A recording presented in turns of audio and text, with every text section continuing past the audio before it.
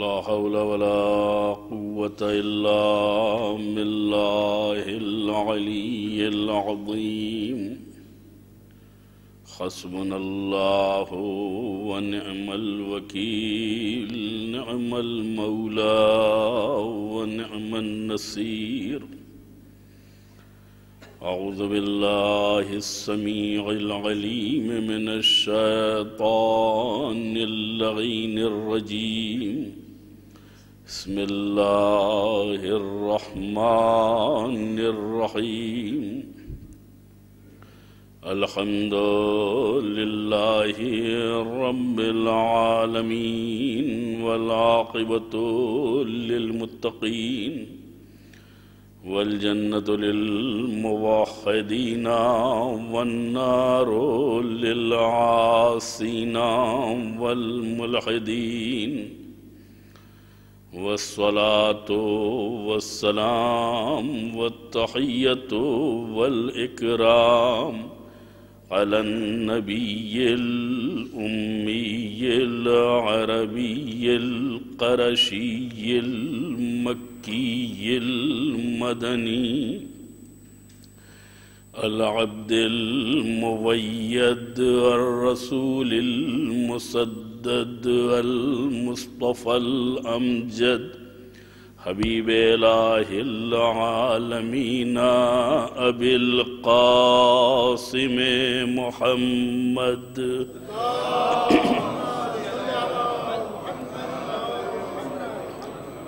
وآله الطيبين الطاهرين المعصومين المظلومين الذين أذهب الله عنهم الرجس وطهرهم تطهيرا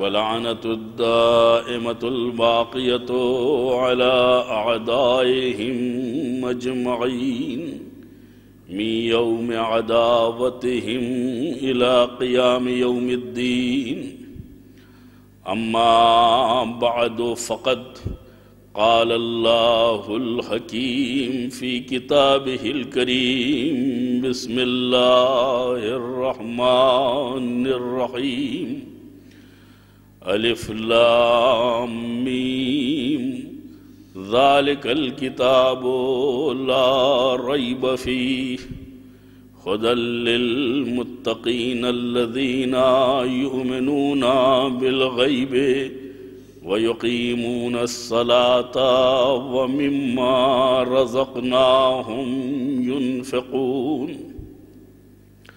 والذين يؤمنون بما أنزل إليك وما أنزل من قبلك وبالآخرة هم يوقنون أولئك على هدى من ربهم وأولئك هم المفلحون صلوات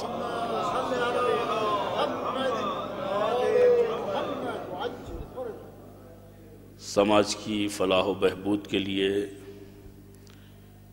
الہی ہدایت کی ضرورت اس عنوان کے تحت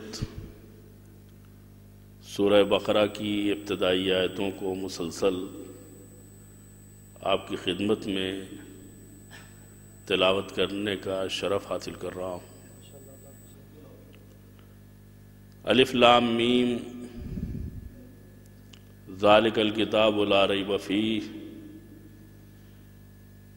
یہ وہ عظیم الشان کتاب ہے جس کے کتاب حق ہونے میں کوئی شک اور شبہ نہیں ہے۔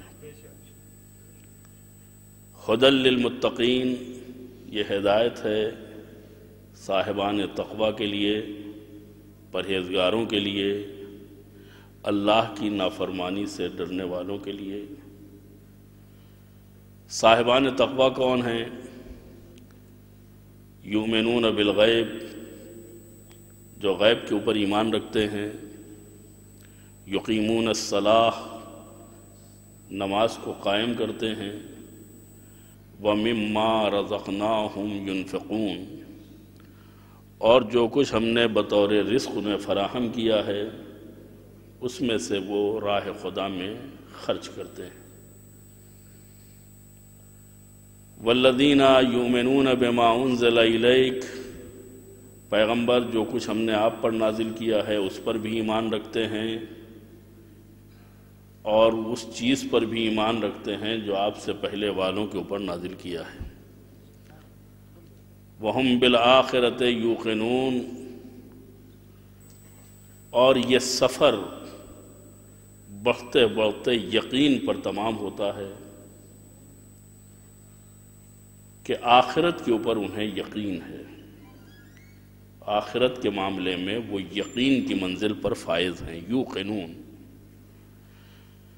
پھر نتیجہ گیری ہوتی ہے، اولئک علی ھدی من ربہم واولئک ھم المفلحون، یہی وہ لوگ ہیں جو اللہ کی طرف سے، تمہارے پروردگار کی طرف سے ہدایت پر ہیں، اور وہی افراد ہیں کہ جو کامیاب و کامراں ہیں۔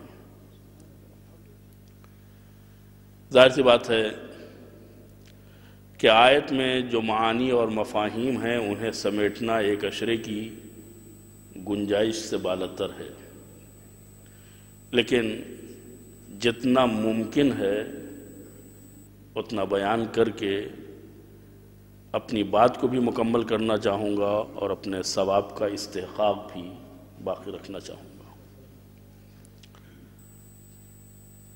ھدی للمتقین، یہ کتاب ہدایت ہے متقین کے لیے،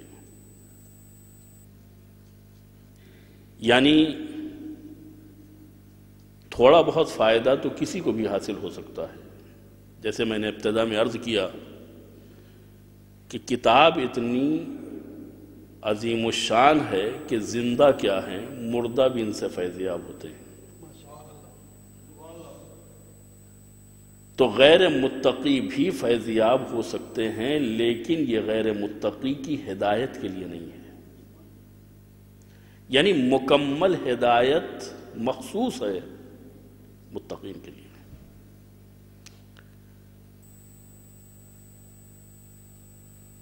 کمپنی نے جو بنایا ہے اس نے اظہار خیال بھی کر دیا ہے کہ یہ کس چیز کے لیے ہے۔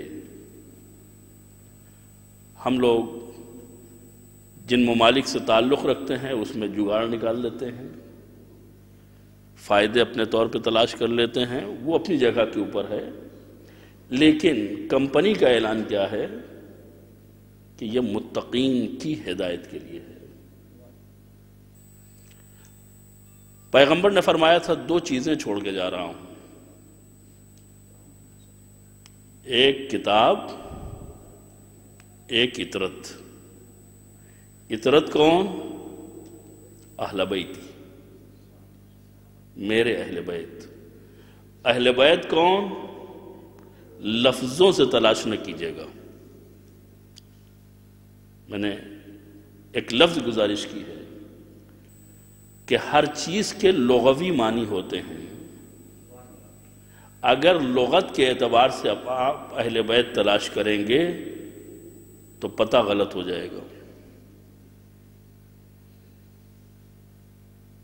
لغت کے اعتبار سے، اس لیے کہ اہل کے معنی، بیت کے معنی، اہل بیت کے معنی۔ لغت کیا کہے گی؟ لغت کہے گی گھر والے، تو کسی کا ایک گھر ہو تو آدمی پہنچ جائے گا، لیکن جہاں 9 گھر ہوں، اسی لیے پیغمبر نے اس بات کا اہتمام کیا کہ گھر کے اندر گھر بنایا،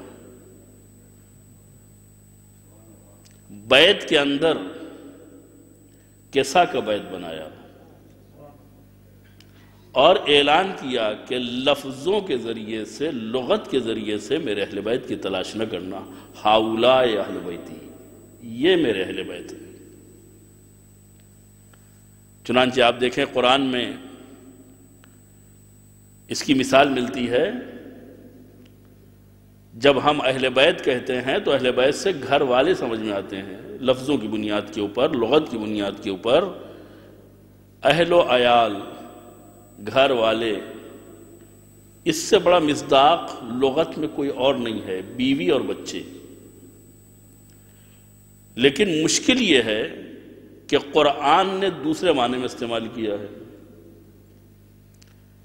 بیٹا ڈوب رہا ہے، نوح دعا کر رہے ہیں کہ پروردگار تو نے وعدہ کیا تھا۔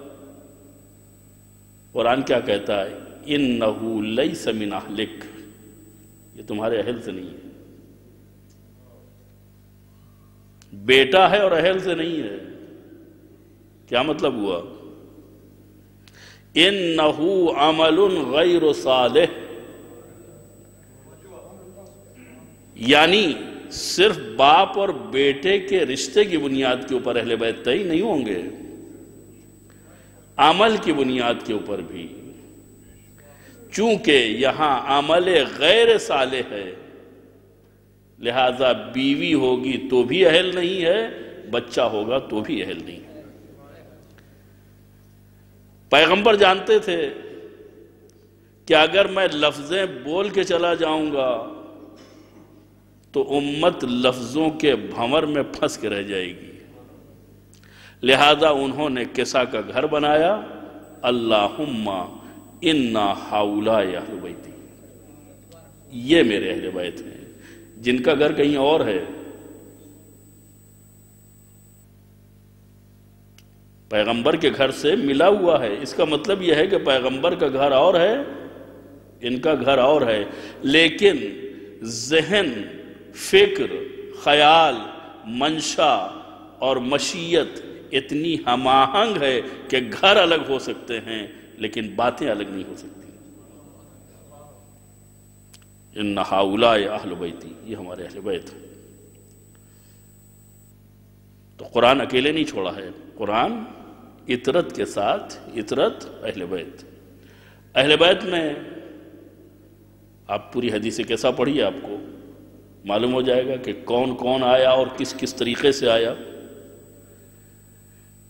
اگر لفظ کی بنیاد کے اوپر دیکھیں تو شاید مولا کائنات اہل بیت میں شامل نہ ہوں، اس لیے کہ وہ خود بیت والے ہیں، ان کے بیت میں کیوں آئیں گے؟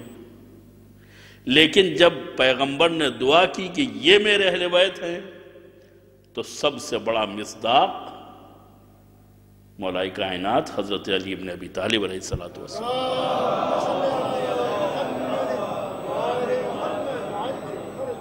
صدیقہ طاہرہ جناب فاطمہ زہرا سلام اللہ علیہ،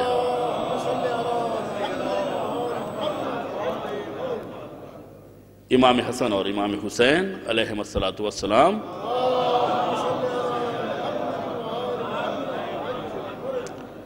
یعنی پیغمبر نے نشاندہی کر دی کہ اہل بیت کون ہے۔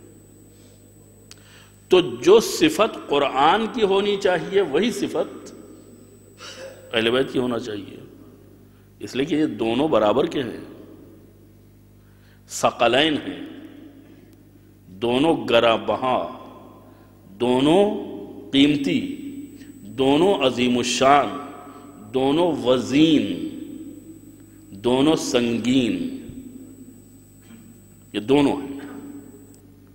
ایک اللہ کی کتاب، ایک پیغمبر کے اہل بیت۔ قرآن کی صفت کیا ہے؟ قرآن کی صفت ہے ہدی للمتقین۔ یہ کس کو ہدایت دے گی؟ متقین کو۔ اہل بیت کی صفت کیا ہے؟ مولا کائنات حضرت علی بن ابی طالب علیہ السلام کی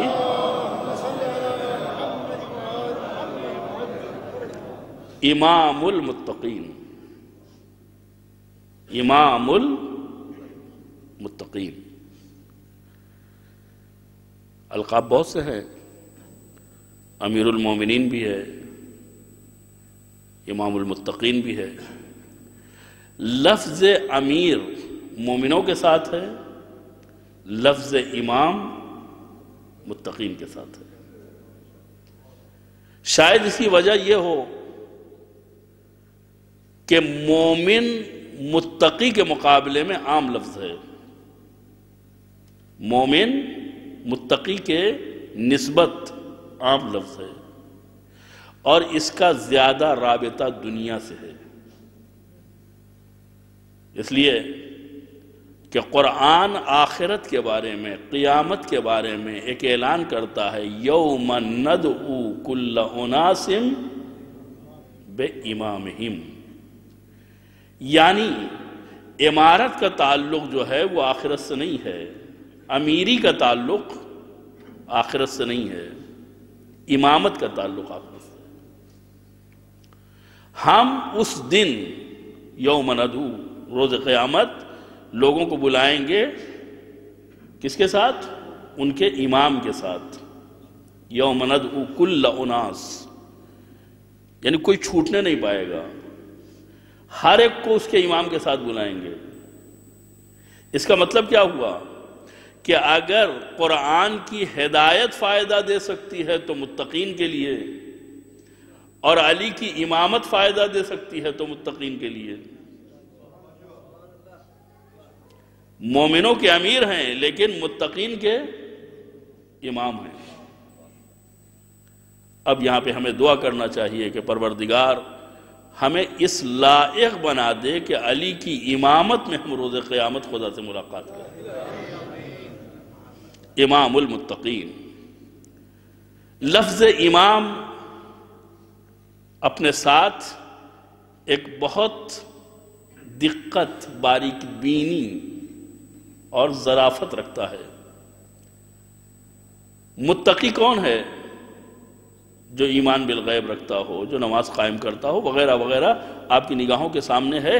لیکن ایک بات جو سامنے آتی ہے وہ یہ کہ لفظ امام کے ساتھ جب متقی آتا ہے تو اس کا مطلب یہ ہوگا کہ امام اور متقی کا، امام المتقین کا اور متقین کا رابطہ امامت کی بنیاد پر ہے۔ امامت کی بنیاد پہ میں کیوں عرض کر رہا ہوں؟ امامت ایک رشتہ ہے جو انسان کے لیے جہت فراہم کرتا ہے۔ مثلا داہنے اور بائیں، اوپر اور نیچے، یہ کوئی مستقل چیز نہیں ہے۔ داہنے کس کے داہنے؟ آپ ہمارے سامنے بیٹھے ہیں، آپ کا داہنا اور ہے، میں آپ کے سامنے بیٹھا ہوں، میرا داہنا الگ ہے۔ تو داہنا مستقل چیز نہیں ہے، بایاں مستقل چیز نہیں ہے۔ اوپر کس سے اوپر، کس سے نیچے، تو یہ نسبت کی بنیاد کے اوپر طے کیا جاتا ہے۔ امامت بھی نسبت کی بنیاد پہ ہوتی ہے۔ جو آگے ہے وہ امام، جو پیچھے ہے وہ ماموم۔ صرف آگے پیچھے ہونے سے امامت طے نہیں ہو جاتی۔ غور کریں گے، کچھ چیزیں ہیں کہ جن کی رعایت ضروری ہے، اور وہ ہے امام اور ماموم کا اپنے عمل میں یکساں ہونا۔ یہ مسجد ہے، صفیں لگی ہوئی ہیں، آپ نماز کے ٹائم پہ آ جائیے۔ اگر صفیں وہاں تک پہنچ گئی ہیں تو آپ کو جھانک کے دیکھنے کی ضرورت نہیں ہے کہ محراب میں جو امام صاحب کھڑے ہیں، امام صاحب جو نماز پڑھا رہے ہیں محراب میں، وہ کس حالت میں ہیں، دیکھنے کی ضرورت نہیں ہے آپ کو۔ اگر جماعت ہو رہی ہے تو جماعت کی آخری صف کے آخری آدمی کو آپ دیکھ لیجئے، پتہ چل جائے گا۔ اگر وہ کھڑا ہے تو امام کھڑا ہے، وہ بیٹھا ہے تو امام بیٹھا ہے، اگر وہ قنوت کے عالم میں ہے تو امام قنوت کے عالم میں ہے، اگر وہ سجدے کے عالم میں ہے تو امام سجدے کے عالم میں ہے۔ تو یہ کب تک؟ اگر اس نے فرادہ شروع کی تو نہ وہ امام نہ یہ ماموم، دونوں کا عمل الگ۔ اب دونوں ایک دوسرے سے نہ پہچانے جائیں گے۔ پہچان کب تک تھی؟ جب تک جماعت میں تھے، یعنی وہ امام اور یہ ماموم۔ لیکن اگر تھوڑی دیر رکوع میں رہ گئے، تھوڑی دیر میں سجدے سے اٹھے، امام اٹھ گیا، تو اب نہ وہ امام نہ یہ ماموم. یعنی یہ رشتہ اتنا نازک ہے کہ اگر احتیاط نہ کی جائے تو ٹوٹ بھی جاتا ہے، اور جب ٹوٹ جاتا ہے تو پھر قابل شناخت نہیں ہوتا. لہذا ماموم کی ذمہ داری ہے کہ اگر وہ امام کے ساتھ اپنی نماز کو مکمل کرنا چاہے تو وہی کرے جو امام کر رہا ہے. لیکن امام کی حالت کچھ اور ہو، ماموم کی حالت کچھ اور ہو تو سب کچھ ہو سکتا ہے، امامت کا رشتہ برقرار نہیں ہو سکتا. صلوات پڑھیں محمد وآلہ.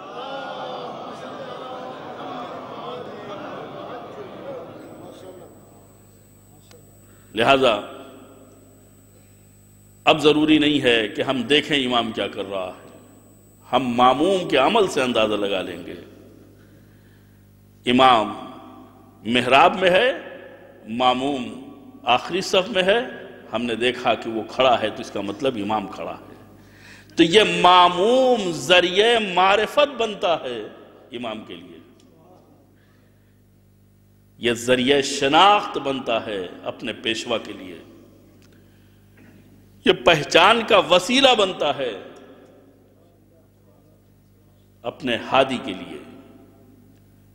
اس کا مطلب یہ ہے کہ پہچاننے کے لیے دیکھنا ضروری، توجہ فرمائیں گے، پہچاننے کے لیے دیکھنا ضروری نہیں ہے.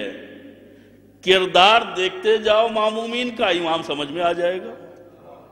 شاید یہی وجہ ہے کہ ہمارے چھٹے امام حضرت امام جعفر صادق علیہ السلام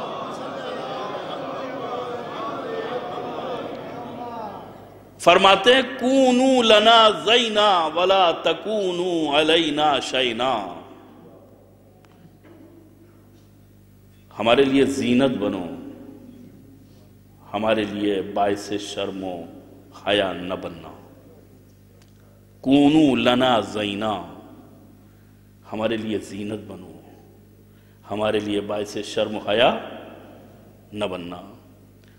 کوئی امام صادق کے لیے باعث زینت بن سکتا ہے؟ زینت کا مطلب کیا ہے؟ باپ سے آگے بڑھ جائے، اپنے قائد سے زیادہ صاحب صلاحیت بن جائے، کوئی ممکن ہے؟ یعنی امام کا فقرہ ہمیں جھنجھوڑ رہا ہے کہ ٹھیک ہے تم ہم سے آگے نہیں بڑھ سکتے ہو، ہمارے لیے زینت بَاُن معنی نہیں بن سکتے ہو کہ تم ہم سے زیادہ شرافت اور ہم سے زیادہ فضیلت کے مالک بن جاؤ، لیکن کم سے کم دوسری شق پہ تو عمل کر سکتے ہو کہ تم سے کوئی ایسا کام سرزد نہ ہو جائے جو ہماری ذلت کے سبب بنے. وَلَا تَكُونُ عَلَيْنَا شَيْنَا، ہمارے لیے باعث ذلت نہ بننا. یعنی تم ہماری پہچان ہو، تم ہماری شناخت ہو. ایک دوسری حدیث میں تفصیلی حدیث ہے جس کا خلاصہ میں آپ کی خدمت میں عرض کر دوں کہ تنے کے بارے میں بات ہوئی ہے، درخت کے ڈالیوں کے بارے میں بات ہوئی ہے، پھلوں کے بارے میں بات ہوئی ہے. اس کے بعد فرماتے ہیں کہ ہمارے چاہنے والے اس درخت کے پتے ہیں. پتا ذریعہ بنتا ہے درخت کی شناخت کا. پھل بھی بنتا ہے لیکن پھل کبھی ہوتا ہے کبھی نہیں ہوتا ہے، لیکن پتے ہمیشہ ہوتے ہیں. ہاں کبھی اگر درخت میں کوئی بیماری لگ گئی تو پتے زرد ہو جاتے ہیں. درخت سرسبز و شاداب ہوتا ہے تو پتوں سے اس کی ہریالی سامنے آتی ہے. تو پتوں سے پتہ چلتا ہے کہ درخت کیسا ہے.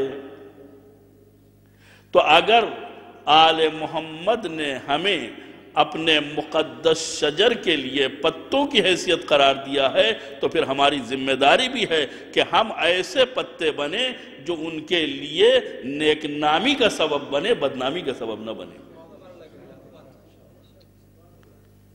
تو کتاب خدا ہے ہدی للمتقین، اور اہل بیت امام المتقین. ان کی ہدایت بھی، کتاب کی ہدایت بھی متقین سے مخصوص، اور ان کی امامت جو قیامت میں کام آنے والی ہے وہ بھی متقین سے مخصوص. میں نے کل عرض کیا تھا کہ یہ تقوی ہے جو انسان میں اخلاق پیدا کرتا ہے، یہ تقوی ہے جو انسان میں قزم پیدا کرتا ہے، تحمل پیدا کرتا ہے، قوت برداشت پیدا کرتا ہے۔ تاریخ 7 سفر، دو مناسبتیں یہاں کے اعتبار سے، ورنہ ہمارے 7ویں امام حضرت امام موسیٰ کاظم علیہ السلام کی ولادت کی تاریخ جو ہے وہ مسلم ہے، اس میں کسی قسم کا کوئی اختلاف نہیں ہے۔ 7 سفر ہر جگہ منائی جاتی ہے۔ ظاہر سی بات ہے کہ اس عظیم الشان امام کی تاریخ ولادت میں کوئی بیان ہو اور ان کا تذکرہ نہ ہو، یہ جفا ہے۔ موضوع کا تقاضا یہ ہے کہ ہم اپنے بیان کو آگے رکھیں، لیکن تاریخ اس بات کی متقاضی ہے کہ امام کے تذکرے کو نظر انداز نہ کیا جائے۔ تو تقوی انسان میں تحمل پیدا کرتا ہے، تقوی انسان میں برداشت پیدا کرتا ہے۔ کل میں نے امام حسن مجتبیٰ علیہ السلام کے اخلاق کو اسی ضمن میں عرض کیا تھا، اور امام کا جو لقب ہے کاظم، عربی سے آپ واقف ہیں، کظم غیظ، یعنی امام اپنے غصے کے اوپر کنٹرول کرتے تھے۔ ہر امام نے کنٹرول کیا ہے، لیکن ہمارے 7ویں امام کو بڑا غصہ دلایا گیا، ایسے حالات سے گزارا گیا کہ جہاں کے اوپر کظم غیظ ان کے لیے لقب کی صورت اختیار کر گیا ہے۔ کاظم، غیظ و غضب کو برداشت کرنے والا۔ بچپنے سے امام کو ایسے حالات سے روبرو ہونا پڑا کہ جس کی بنیاد کے اوپر خداوند عالم نے اہل بیت طاہرین کے ذریعے سے جس لقب کو ان کے لیے مخصوص کیا ہے وہ ہے کاظم۔ اور بھی لقب ہیں، باب الحوائج، عبد صالح، بہت سے القاب ہیں، لیکن یہ لقب بہت زیادہ مشہور ہوا ہے۔ بہت ہی اہتمام کے ساتھ آپ گفتگو کرتے تھے، جواب دیتے تھے بچپنے کے عالم میں۔ سواد اعظم کے امام اعظم ایک مسئلہ پوچھنے کے لیے چھٹے امام کی خدمت میں حاضر ہونا چاہتے تھے، لیکن سپہر کا وقت تھا، آ تو گئے تھے لیکن ہمت نہیں پڑی کہ دق الباب کریں۔ امام کاظم سے ملاقات ہو گئی تو 5-7 سال کی عمر میں امام کاظم سے تبع آزمائی کرتے ہیں، کہتے ہیں کہ آیا تو تھا تمہارے والد سے پوچھنے کے لیے، لیکن جب مل گئے ہو تو تمہیں سے پوچھ لیتے ہیں۔ آپ دیکھیں معرفت کا انداز کیا ہے۔ کہ یہ بتائیے کہ بندہ اپنے کاموں میں خود مختار ہے یا مجبور ہے؟ یعنی جو وہ کام انجام دیتا ہے اس کی ذمہ داری خود اس کے اوپر ہے کہ اگر اچھا کیا ہے تو اس کو جزا ملے، برا کیا ہے تو اس کو سزا ملے، یا یہ کام خدا کی طرف سے ہے کہ خدا ہی سب کچھ کرتا ہے؟ بات تو 2-4 کی تھی۔ امام کہہ دیتے کہ خدا کرتا ہے، یا فرما دیتے کہ بندہ کرتا ہے، جواب ہو جاتا، لیکن امام نے پیروں پہ کھڑا کر دیا، ایسا جواب دیا کہ جو دلیل کے ساتھ ہے۔ امام فرماتے ہیں کہ 3 حالتوں سے خالی نہیں ہے، یا بندہ اکیلے اعمال کو انجام دیتا ہے، یا صرف خدا انجام دیتا ہے، بندے کا کوئی رول نہیں ہے، یا خدا اور بندہ دونوں مل کر کے کسی کام کو انجام دیتے ہیں۔ 3 حالت سے خالی نہیں ہے۔ اب اگر خدا کوئی کام انجام دیتا ہے تو کیا خدا کو یہ مناسب ہے کہ کام خود کرے اور سزا بندے کو دے؟ محسوس کریں اس کو، اس لیے کہ سارے کام خدا کرتا ہے، تو سارے کام اس نے کیے اور جب سزا کا وقت آیا تو سزا بندے کو مل رہی ہے. تو کام جس نے کیا اس کو سزا ملنی چاہیے، جس نے کیا ہی نہیں. اور اگر یہ مانتے ہو کہ نہیں خدا اور بندہ دونوں مل کے کام کرتے ہیں تو اس کا مطلب یہ ہے کہ یہ پارٹنرشپ ہے. لفظ میری ہیں، یہ اشتراک عمل ہے. تو اشتراک عمل میں ایک بڑا پارٹنر ہے، ایک چھوٹا پارٹنر ہے، دونوں نے مل کے کوئی کام انجام دیا. تو اب جب سزا کی بات آ رہی ہے تو کام کیا دونوں نے، اور ایک جو ہے وہ دوسرے کو سزا دے.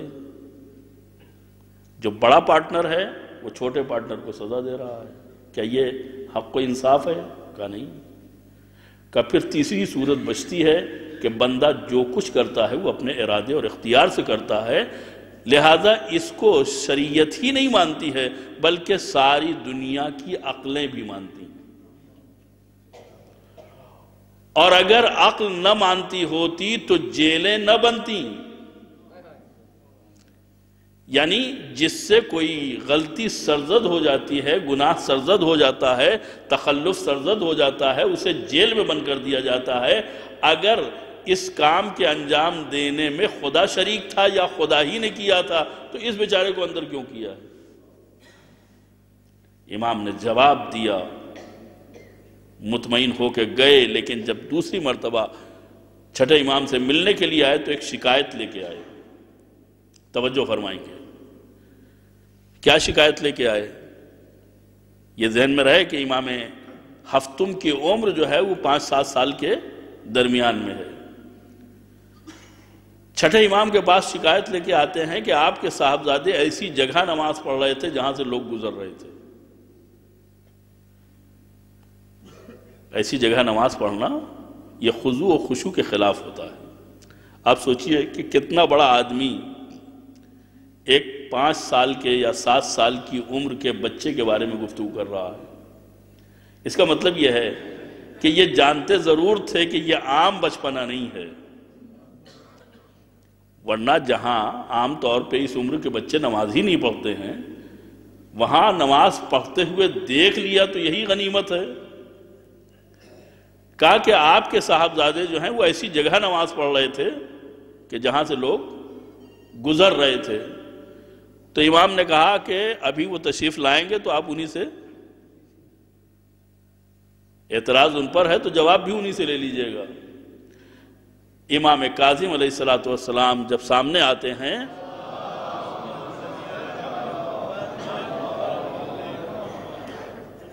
تو باپ نے اشارہ کیا کہ انہیں تمہاری نماز کے اوپر اعتراض ہے کہ تم ایسی جگہ نماز پڑھ رہے تھے کہ جہاں لوگ رفت و آمد رکھتے تھے اور لوگ تمہارے درمیان سے نماز کے بیچ سے گزر رہے تھے. تو ایک جملہ امام نے فرمایا کہ ہمارا خدا ہم سے اتنا قریب ہے کہ کوئی ہمارے اور خدا کے بیچ سے گزر ہی نہیں سکتا.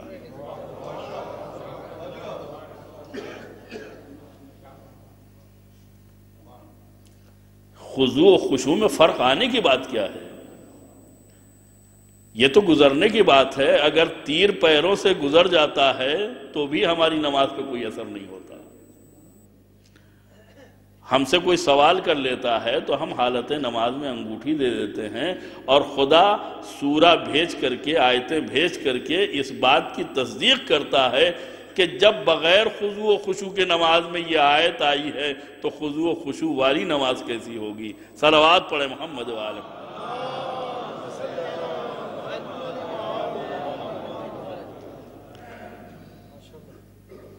امام کی ایک خصوصیت ہے، ہدایت اور رہبری آپ نے فرمائی، لیکن بڑے عجیب و غریب عالم میں. حج کرنے کے لیے گئے ہیں، ہارون رشید آیا ہوا ہے اور اس نے ایک جملہ کہا کہ سنا ہے کہ آپ مخفیانہ چھپ کر کے بیعتیں لیتے ہیں. تو امام نے فرمایا کہ مجھے کھل کر کے بیعت لینے سے کس نے روکا ہے؟ کہا آپ کو بیعت لینے کا حق کیا ہے؟ کہا میرا حق زائل کس نے کیا ہے؟ میرا حق ختم کس نے کیا ہے؟ کہا آپ کا حق تھا ہی نہیں۔ کہا اگر میرا حق نہیں ہے تو تم کہاں سے حقدار پیدا ہو گئے؟ تم بھی تو ہماری رشتہ داری کی بنیاد کے اوپر خلافت کر رہے ہو، رسول کے رشتہ دار ہونے کی بنیاد کے اوپر خلافت کر رہے ہو۔ اگر ہم حقدار نہیں ہیں تو تم کہاں سے حقدار ہو گئے؟ تو کہتا ہے کہ میں بادشاہ ہوں۔ امام فرماتے ہیں فرق ہے، تو جسموں کا بادشاہ ہے، میں دلوں کا بادشاہ ہوں۔ تیری بدن کے اوپر حکومت ہے، میری روح کے اوپر حکومت ہے۔ جو فرق روح اور بدن میں ہوتا ہے وہی ہمارے اور تمہارے درمیان میں ہے۔ کیا آپ کو مجھ پر کچھ فضیلت حاصل ہے؟ کہاں مجھے فضیلت حاصل ہے؟ کیا فضیلت حاصل ہے؟ جب روز قیامت ہوگا تو تم پیغمبر کو یبن العم کہہ کے سلام کرو گے اور میں پیغمبر کو یا ابتا کہہ کر کے سلام کروں گا۔ تم رشتہ داری کی بنیاد کے اوپر سلام کرو گے اور ہم باپ کہہ کر کے انہیں سلام کریں گے، یعنی ہم فرزند پیغمبر ہیں، تم پیغمبر کی رشتہ دار ہو۔ صلوات پڑھیں محمد و آل محمد۔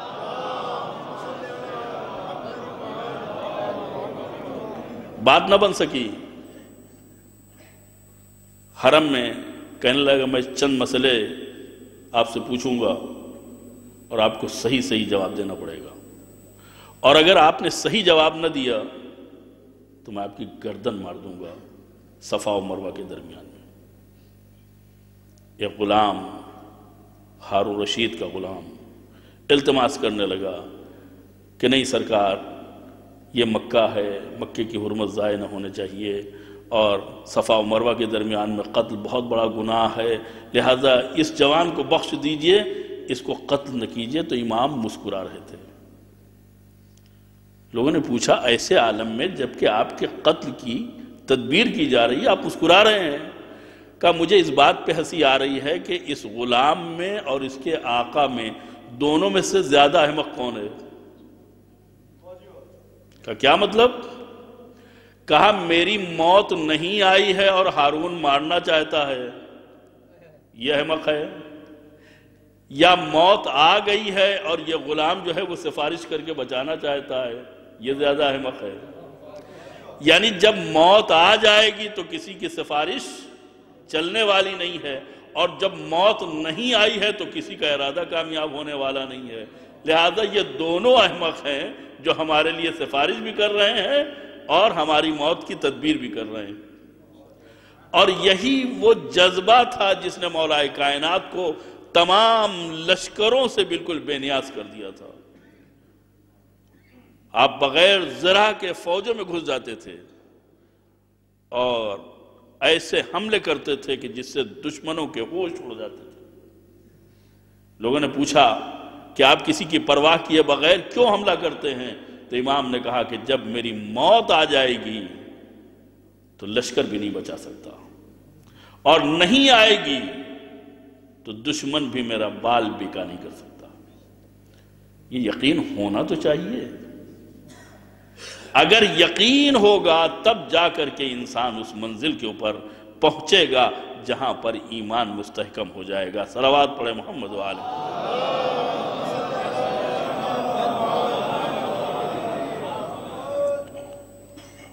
امام کے امتحانات میں سے ایک امتحان اور اس کے بعد گفتگو مکمل۔ امام کے امتیازات میں سے ہے کہ آپ کو زیادہ تر جیل میں رہنا پڑا ہے، جس کو شاعر نے بڑے اچھا انداز میں کہا کہ مولا پہ انتہائی اسیری گزر گئی، زندان میں جوانی و پیری گزر گئی۔ ہمیشہ گھر سے باہر رہے، ہمیشہ جیلوں میں رہے، اور جب آخری رخصت ہو کر کے آئے ہیں تو پھر گھر جانا نصیب نہیں ہوا۔ لیکن ان جیلوں میں بھی فرق رہا ہے امام کی اتنی مقبولیت رہی ہے کہ جب مدینے سے چلے ہیں تو بادشاہ کو اس بات کا خوف تھا کہ کہیں چاہنے والے حملہ کر کے امام کو ہم سے چھین نہ لیں، لہذا کئی ہودج بنائے گئے تھے اور انہیں مختلف راستوں سے مختلف مقامات کے اوپر روانہ کیا گیا تھا تاکہ لوگوں کو یہ اندازہ نہ ہونے پائے کہ کس محمل میں امام بیٹھے ہوئے ہیں۔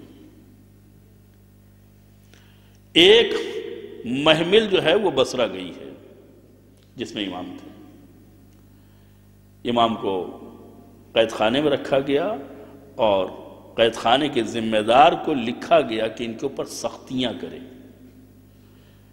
قید خانے کا داروغہ دیکھ رہا ہے، جو نماز پڑھ رہا ہے، جو روزے کی حالت میں ہے، جو ہر وقت ذکر خدا میں مشغول ہے، اس کے اوپر میں کیا سختیاں کروں، لیکن دباؤ پڑ رہا ہے، سختیاں کرو، سختیاں کرو۔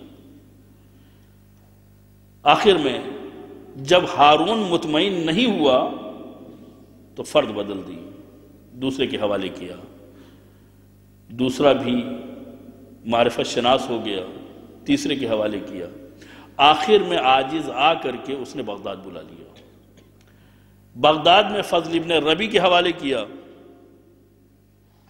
کہتا رہا کہ ان کے اوپر سختیاں کرو، جتنی سختیاں ممکن تھی وہ کرتا رہا، لیکن جب اس کے مزاج کے مطابق سختیاں نہ ہو سکیں تو سندی بن شاہک مجوسی تھا، بعض لوگوں نے کہا کہ یہودی تھا، اس کے حوالے کیا ہے۔ بہت ظالم آدمی تھا، بہت ظالم آدمی تھا، اور اس کے ظلم کا اندازہ اس لفظ سے آپ لگا سکتے ہیں جو امام نے فرمایا ہے۔ ابھی تک جتنی جیلوں میں رہے ہیں امام شکر ادا کر رہے تھے کہ خدا وند عالم نے مجھے عبادت کا موقع دیا ہے، یعنی یہ جیل تنہائی نہیں ہے بلکہ مجھے توفیق حاصل ہوئی ہے کہ زیادہ سے زیادہ خدا کے سجدے، زیادہ سے زیادہ نمازیں، زیادہ سے زیادہ تلاوت قرآن، زیادہ سے زیادہ مناجات کر سکوں۔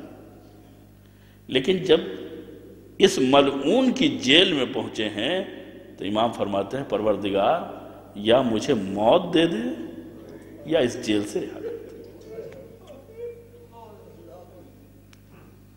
ایسی اذیت ناک، اسی میں امتحانات، امام کے شب و روز میں کوئی فرق نہیں آیا ہے، وہی سجدے، وہی رکوع اور وہی انداز عبادت، وہی انداز تعبد۔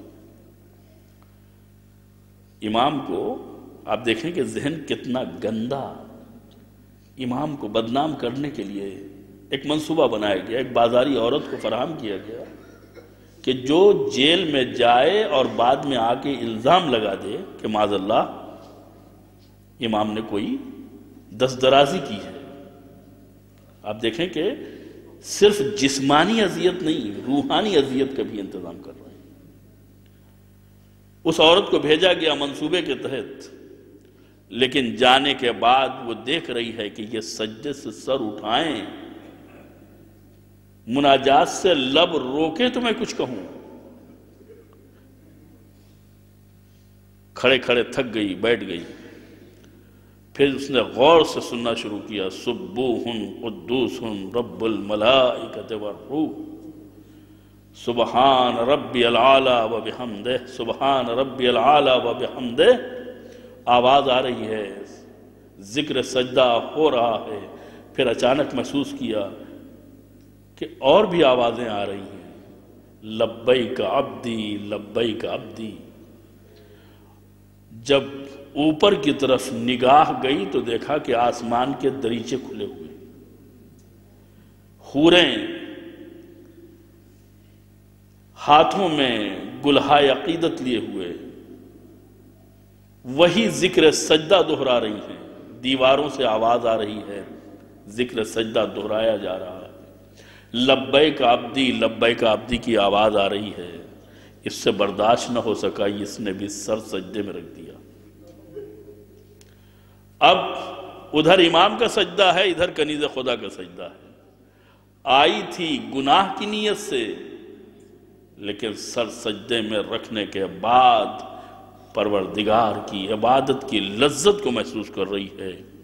ادھر ارباب اقتدار اس انتظار میں ہیں کہ کوئی آواز آئے تو ہم دروازہ کھولیں۔ یہاں پہ رک کے میں ایک جملہ کہنا چاہتا ہوں کہ آواز آنے کا انتظار کیوں ہے؟ یوں ہی الزام لگا دو، لیکن کردار اتنا مستحکم ہے کہ یوں ہی الزام نہیں لگایا جا سکتا۔ جب صبح ہو گئی اور کوئی آواز نہیں آئی تو جیل کا دروازہ کھولا گیا تو دیکھا کہ ایک طرف امام کاظم سجدے میں ہے، دوسری طرف وہ کنیز خدا سجدے میں ہے، دونوں ذکر سجدہ پڑھ رہے ہیں۔ اس کو گھسیٹ کے لے جایا جاتا ہے دربار میں۔ تم کو کس کام کے لیے بھیجا گیا تھا؟ کہا ہم بھی گئے اسی نیت سے تھے، لیکن کیا بتائیں کہ اس بندہ خدا کے ساتھ عبادت کی لذت کیا محسوس ہوئی۔ اللہ والے ہوتے تو شکر خدا کرتے کہ ایک بیگانہ عورت، ایک بہکی ہوئی عورت راہ راست پر آ گئی ہے، لیکن ان کا تو پورا منصوبہ ہی تباہ ہو گیا۔ ہم نے بھیجا تھا ان کو بدنام کرنے کے لیے، تم تو دربار میں ان کے فضائل پڑھ رہی ہو۔ قید خانے کے فضائل دربار میں بیان ہو رہے ہیں۔ آخر میں اسے دھمکی دے کر کے بھیجا گیا کہ آئندہ کسی کے سامنے یہ باتیں بیان نہیں کرنا۔ عزیزان گرامی، امام کے یہاں ایک عورت آئی تھی جس نے ارادہ یہ کیا تھا کہ دعوت گناہ دی جائے گی، لیکن امام کی عصمت نے نہ صرف یہ کہ خود اپنے آپ کو بچایا بلکہ اسے بھی عبادت پروردگار کی طرف راغب کر دیا۔ آپ دیکھیں جناب یوسف کے کردار میں اور جناب امام کاظم کے کردار میں ایک بنیادی فرق دکھائی دے رہا ہے کہ وہاں یوسف نے اپنے آپ کو بچا لیا، یوسف نے اپنے آپ کو بچا لیا، دامن کردار کے اوپر دھبا نہ آنے دیا، لیکن زلیخا کو اپنا ہم خیال نہ بنا سکے۔ لیکن یہ عصمت جناب امام کاظم تھی کہ نہ صرف یہ کہ اپنے آپ کو بچایا ہے بلکہ آنے والے گناہ کے ارادے سے جو شخص ہے اس کو بھی عبادت خدا کا ایسا عادی بنا دیا ہے کہ دربار میں جا کے جیل کے قصیدے پڑھ رہی ہے اور امام کی نمازوں کی اور سجدوں کی فضیلت کو بیان کر رہی ہے۔ یہ امام کی عصمت کا معجزہ نہیں ہے تو اور کیا ہے؟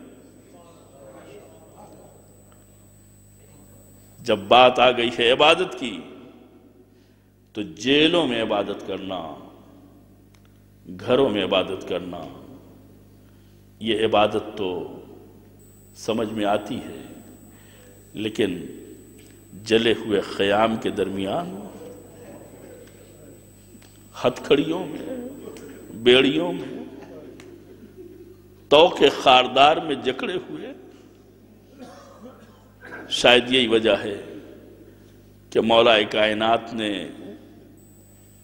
عبادت کی پڑوسی گن نہ سکے کہ رات میں کتنی تکبیریں کہیں، تکبیرۃ الاحرام کو گن نہ سکے۔ اس کے باوجود بھی زین العابدین کا لقب مولا کائنات کو نہیں ملا ہے، زین العابدین کا لقب اسے ملا ہے جس نے 11 محرم کی رات میں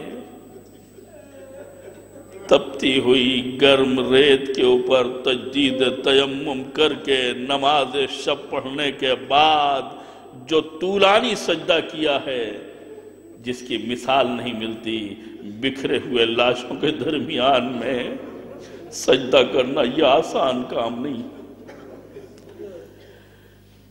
ماں اور بہنوں اور پھوپھیوں کا قافلہ بے پردہ، بے مخنہ و ردا، گھر کی خواتین کو اسیر کر کے کوفہ و شام کے بازاروں اور درباروں میں لے جایا جا رہا ہے، لیکن امام کی عبادت میں کوئی فرق نہیں آ رہا ہے۔ زندان شام میں عبادت میں کوئی فرق نہیں آ رہا ہے، دربار یزید میں عبادت میں کوئی فرق نہیں آ رہا ہے۔ امام نے محسوس نہیں ہونے دیا کہ ہم غم گسار ہیں تو ہماری عبادت کم ہو جائے، بلکہ روایت میں ملتا ہے کہ امام نے اپنی عبادتوں کو مختلف حالات میں اس طریقے سے انجام دیا ہے کہ ساری دنیا حیران ہے کہ اتنی مشکل میں بھی سجدوں کا یہ عالم ہے، نمازوں کا یہ عالم ہے۔ یزید کے سامنے کھڑے ہیں اور ہاتھ میں تسبیح ہے، گفتگو کر رہے ہیں، تسبیح ہاتھ میں گھوم رہی ہے۔ کسی نے کہا کہ آپ تسبیح سے کھیل رہے ہیں، کہا تمہیں نہیں معلوم یہ کس چیز کی تسبیح ہے؟ یہ خاک شفا کی تسبیح ہے، جس کی صفت یہ ہے کہ اگر اس پر ذکر نہ کیا جائے تو یہ خود ذکر خدا کرتی ہے، ذکر خدا کرتی ہے۔ امام رسن بستہ کھڑے ہیں، ہتھکڑیوں میں جکڑے ہوئے کھڑے ہیں، دیکھنے والے دیکھ رہے ہیں کیسا مجمع ہے۔ روایت کہتی ہے 700 کرسی نشین موجود تھے۔ یہ شرابی، فاسق و فاجر، اوباش قسم کے لوگ یہ تماشا دیکھنے کے لیے آئے تھے آل محمد کا۔ خطیب جاتا ہے منبر پر، بلندی کے اوپر جا کے جتنا جو کچھ اہل بیت کی شان میں گستاخی کر سکتا ہے وہ کرتا ہے۔ جب اس نے حق نمک ادا کر دیا تو ایک مرتبہ زنجیروں کی جھنجھناہٹ سے دربار متوجہ ہوا، دیکھا کہ ایک بیمار کھڑا ہو رہا ہے۔ کہ یزید اگر اجازت ہو تو میں ان لکڑیوں کے اوپر، منبر نہیں کہا، حاضح الاعواد، ان لکڑیوں کے اوپر جا کر کے وہ بات کروں کہ جس سے خدا راضی ہو اور جس سے سننے والے کو اجر ملے۔ یزید نے اجازت نہیں دی، کہا نہیں تمہیں اجازت نہیں ہے۔ لیکن شام کے دربار کے مجمع نے اصرار کیا کہ بہت دن ہو گئے بنی ہاشم کا لہجہ نہیں سنا، یہ تو ہتھکڑیوں میں جکڑا ہوا ہے، اس کے پیروں میں بیڑیاں ہیں، اس سے خطرہ کیا ہے، بولنے دو، گفتگو کرنے دو۔ یزید نہیں چاہتا تھا، اسے معلوم تھا کہ کیا حشر ہونے والا ہے۔ جب لوگوں نے بہت زیادہ اصرار کیا تو یزید مجبور ہو کر کے اجازت دیتا ہے، اور امام اپنے اس پورے زیور کو سنبھالتے ہوئے بلندی کے اوپر جاتے ہیں، اور جانے کے بعد کہتے ہیں کہ جو مجھے پہچانتا ہے وہ تو پہچانتا ہی ہے، جو نہیں پہچانتا ہے وہ پہچان لے۔ اور اس کے بعد آپ نے تعارف کرانا شروع کیا، ایک تفصیلی تعارف، جس تعارف میں مجمع میں رونے کی آوازیں بلند۔ میں ابراہیم کا بیٹا ہوں، میں اسماعیل کا فرزند ہوں، میں محمد مصطفیٰ کا وارث ہوں، میں علی مرتضیٰ کے گھر کا چراغ ہوں، میں حسن مجتبیٰ کا بھتیجا ہوں، میں حسین غریب کا بیٹا ہوں، ارے میں اس کا بیٹا ہوں جسے 3 دن کا بھوکا پیاسا مارا گیا، میں اس کا بیٹا ہوں جس کے ہونٹ سوکھے ہوئے تھے، میں اس کا بیٹا ہوں جسے پس پشت گردن سے ذبح کیا گیا، میں اس کا بیٹا ہوں جس کا یہ سر تشت طلا میں رکھا ہوا ہے۔ امام اپنا تعارف کرا رہے ہیں، اور شام کے دربار میں مجلس کا ماحول ہے، مصائب سن کر کے لوگ آنسو بہا رہے ہیں، دھاڑے مار کے رو رہے ہیں۔ ایک مرتبہ یزید کو وحشت ہوئی کہیں لوگ ہمارے خلاف نہ ہو جائیں، فضا ہمارے خلاف نہ بن جائے۔ ایک مرتبہ مؤذن کو آواز دی، مؤذن اذان دے دے، اذان شروع ہو گئی، امام خاموش ہو گئے۔ مؤذن نے اللہ اکبر کہا، امام نے اللہ اکبر کہا، مؤذن نے اشہد ان لا الہ الا اللہ کہا، امام حکایت کرتے رہے۔ جب مؤذن نے کہا اشہد ان محمد رسول اللہ، تو ایک مرتبہ امام پلٹ کے یزید کی طرف دیکھتے ہیں، اے یزید میں تجھے اسی نام کی قسم دیتا ہوں، تو سچ سچ بتا کہ یہ میرے جد تھے یا تیرے جد؟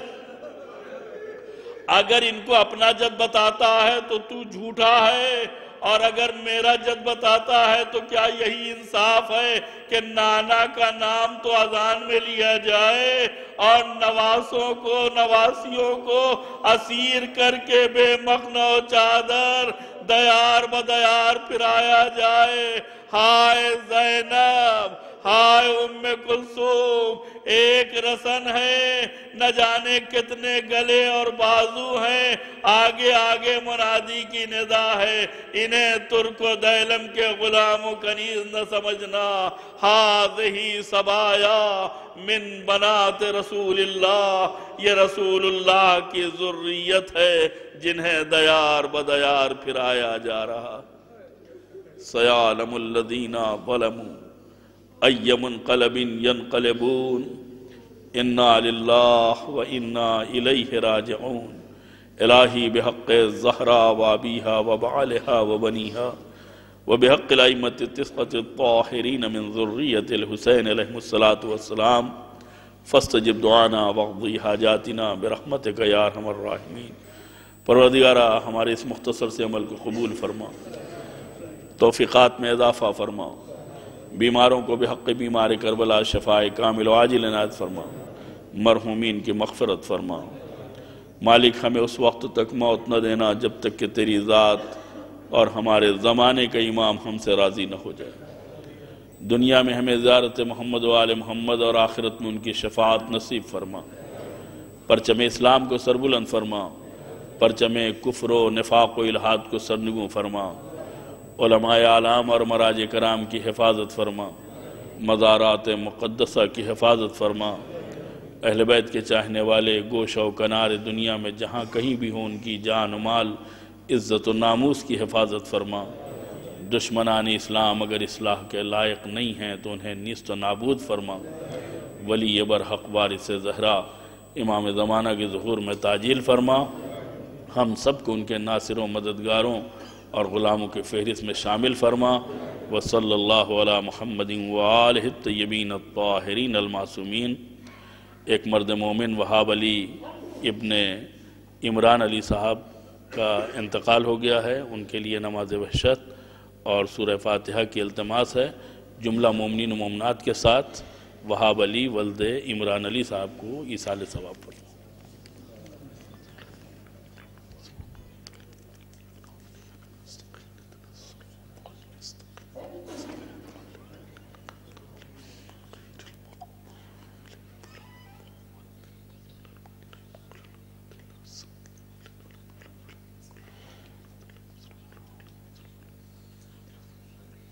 ماتم حسین۔